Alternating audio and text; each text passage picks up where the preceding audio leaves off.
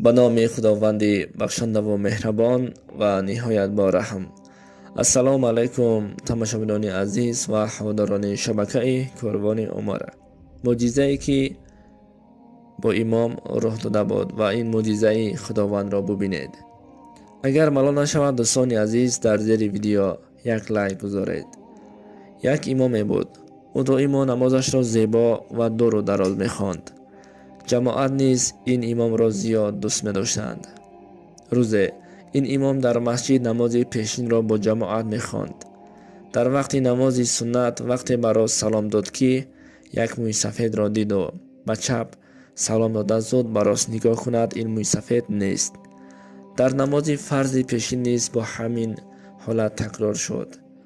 امام از این حالت حیران شد. وقتی در آخر دو رکعت سنت پیشین پیش از سلام دادن پرسید: امک جان، شما کی هستید؟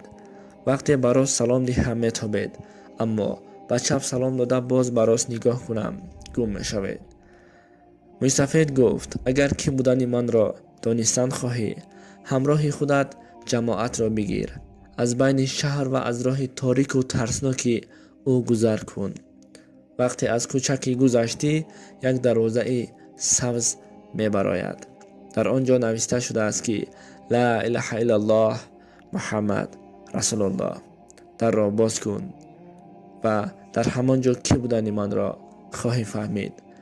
امام زود واقعه شده را به جماعت نقل کرده داد و از آنها پرسان شد: با همراه من می روید به همان کوچه؟ جماعت راضی شدند. اما وقتی به جایی که تاریک و ترسناک بود، امام به پسش نگاه کند که از جماعت هیچ کسی نبود، همه گریخته رفته است. امام از کوچه گذشت، همان دروازه سبز را دیده و از زیبایی در چشمانش خیره گشت. در را باز کرده به داخل در آمد. وقتی داخل که شد، موی سفیدی که در مسجد به چشمش تافته بود در همانجا می ایستاد. گفته های شما را کردم و از کوچه‌ای که شما گفته بودید گذشتم، اما جماعت من را تنها گذاشته خودشان گریخته رفتند. اکنون گویید شما کی هستید؟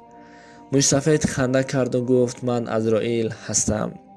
وقتی در نماز سنتی پیشین تو به دست راست سلام داده بودی، من روح تو را مثل که یک تاری موی سری که در خمیره هست چونین کشیده گرفته بودم که اما تو این را حس نکرده بودی.